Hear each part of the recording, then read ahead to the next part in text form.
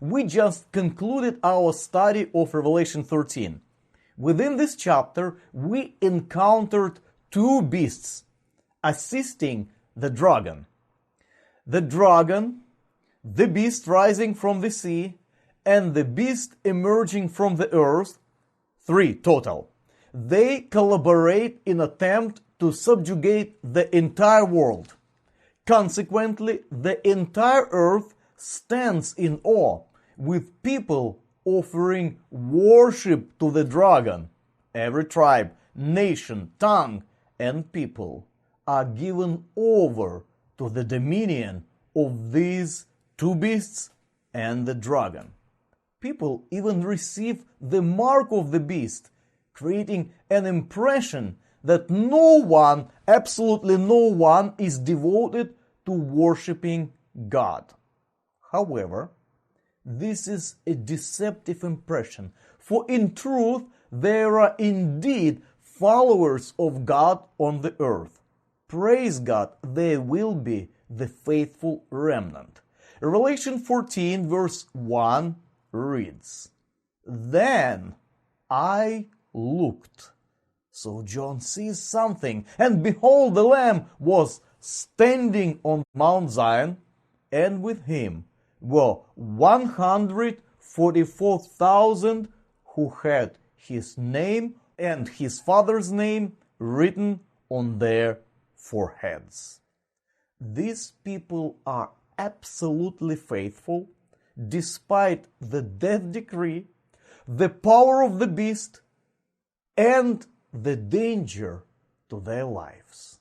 It is absolutely amazing.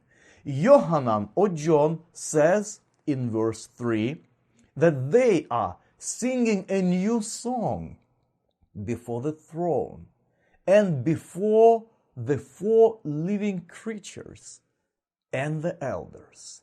Those people are singing. Why are they singing? Why? Maybe they are celebrating something. Upon reading the Bible, we discover a great tradition of celebrating victories over enemies by singing songs. And this is exactly what they are doing there. Moses, Deborah, David, and other great followers of God created beautiful hymns after God delivered them. And now we have one more hymn. As for the 144,000, they celebrate the greatest victory in history because they survived the greatest persecution. The faithfulness of these people makes the beast and the dragon absolutely powerless. This is amazing because this group is absolutely faithful. The group of the faithful has 5 characteristics, and I would like to talk about this.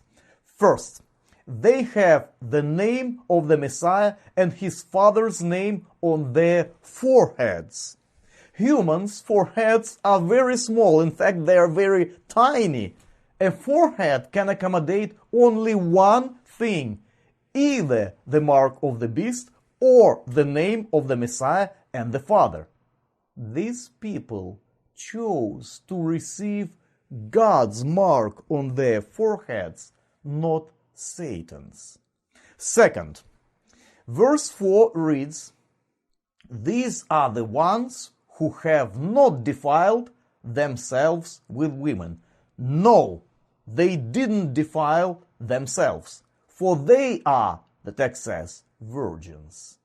Some people conclude that a woman defiles a man. Can it be true? Even scholars suggest this interpretation. Thus, women are unclean by definition. What can I say? Wrong. It is wrong. Absolutely wrong. First of all, because sins defile both men and women.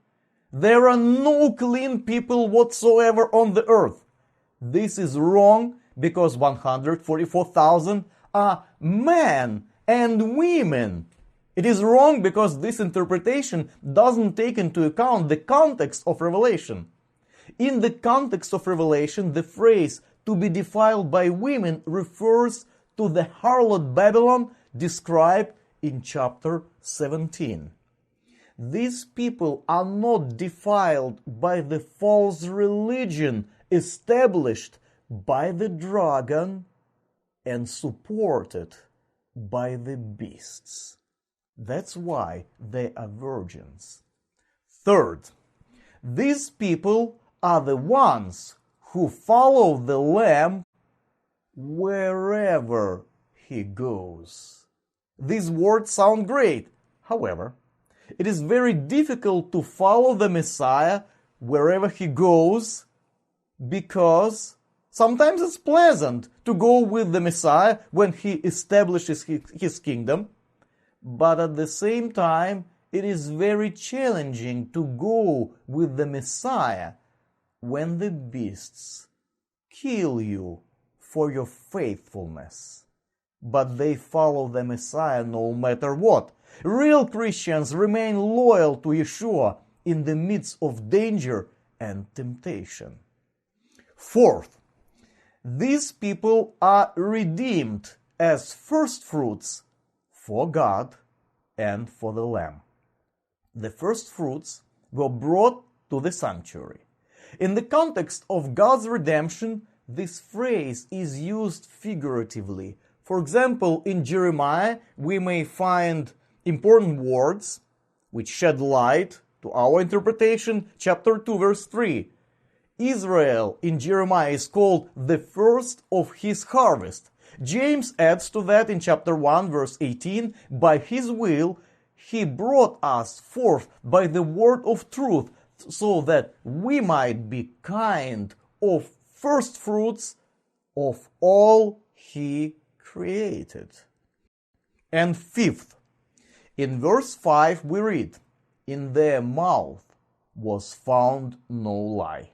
This is not about the ordinary lies, this is about the false religion. Paul says in Romans chapter 1 verse 25, "They, sinners, traded the truth of God for a lie and worshipped and served the creation rather than the Creator." As I mentioned in the beginning, there are two choices: to follow the dragon or to follow the Messiah. Those who follow the dragon eventually will get to the fire. This is obvious. Those who follow the Messiah will stand on the Mount Zion, the center of God's rule and messianic kingdom. Following the dragon may provide temporary benefits. Sometimes it's obvious, now I can benefit from that, but following the Messiah will provide everlasting life and bliss. We make decisions every day. Every day we choose good or evil. And it is incorrect to believe that if we choose evil today, we will be able to choose good later. No. The big victory of the 144,000 began with their everyday following the Messiah. When it came time to choose whom to worship, whom to follow God or Satan, their choice was predetermined by their daily habit of choosing God.